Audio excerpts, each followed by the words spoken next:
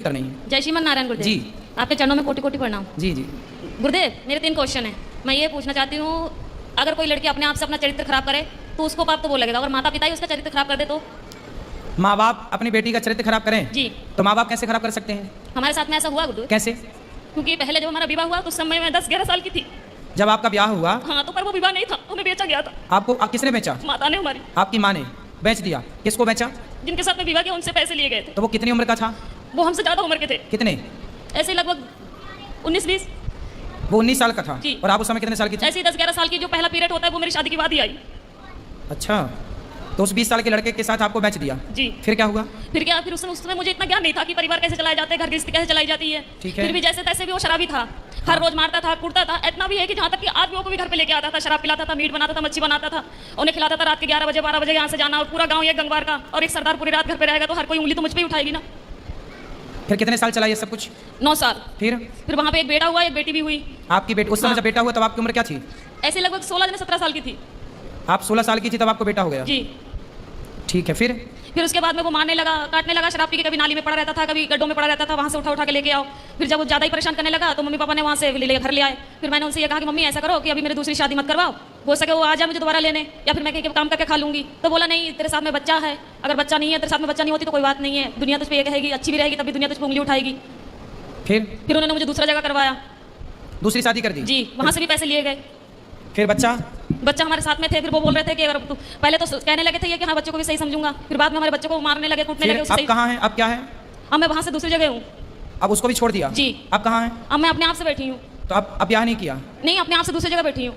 दूसरी जगह बैठी हूँ मतलब? यानी कि तीसरी जगह बैठी हूँ मैं अपने आप से, किसी से भी। मतलब तीसरी जगह ब्याह कर लिया जी। आपने? तो तीसरा वाला कैसा है? वो ठीक है, वो बच्चों को अपना रहा है? जी। तो अब हमसे क्या पूछना चाहती हो? मैं ये पूछना चाहती हूँ, जो मेरे साथ में हुआ इसका पाप कौन भरेगा? इसका पापी कौन है? जी।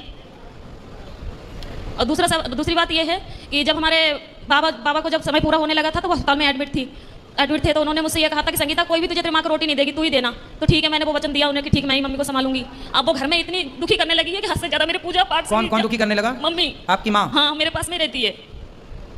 पूजा पाठ कुछ भी करो, हमेशा तंग करती, माला जपने जाती हूँ तो अंदर जाकर फोन लगा लेगी, बात करने लगेगी और कहती है तू पूजा पाठ कर रही है, तुझे क्या मिल रहा है, ऐसे भगवान को मैं लात मारूं। आप तीसरे के साथ खुश हैं? जी। तो फिर आप तो खुश है ना? जी। तो अब क्या दिक्कत है? अब दिक्कत यह है, जो मेरा तीसरा वाला पति है वो बात बात पे मुझसे झूठ बोलता है। अच्छा, क्या झूठ बोलता है? यही, कोई भी बात हो मैं इनसे ये बोलती हूँ कि जो भी बात हो सच बोलो करो, पर यह है कि जो भी बात करते हैं ऐसा है कि इनकी दूसरी पत्नी भी है। अच्छा। हाँ। तो तीसरा वाला जो पति है उसकी ऑलरेडी पहली पत्नी है? जी। आप उसकी दूसरी पत्नी? जी। अच्छा।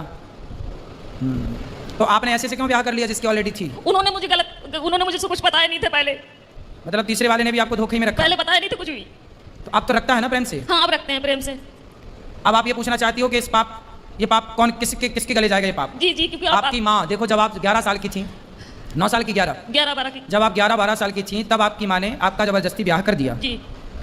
तो आपको ऐसा क्यों लगता है कि उस माँ ने बेचा? हो सकता है उस माँ ने ब्याह ही कर दिया हो? नहीं गुरुदेव, वो घर वाले बोलते थे कि तेरी माँ ने 5,000 रुपए लिए कि 10,000 रुपए लिए। यदि उन्होंने पैसे लिए, तुझे डंगर की तरह हमने खरीद यदि उन्होंने बेचा है तो फिर माँ पापी है आपकी। यदि नहीं बेची, आपका विवाह किया है तो माँ पापी नहीं। और केवल गुरुदेव माँ इस बात की पापी है कि आपको जबरदस्ती इतने बड़े लड़के से आपका ब्याह कर दिया। देखो, विवाह ऐसे नहीं होता, 1-2 साल का ही बड़ा छोटा चलता है, डबल नहीं चलता कि लड़की 10 साल की है और लड़का 20 साल का, ये नहीं चलता।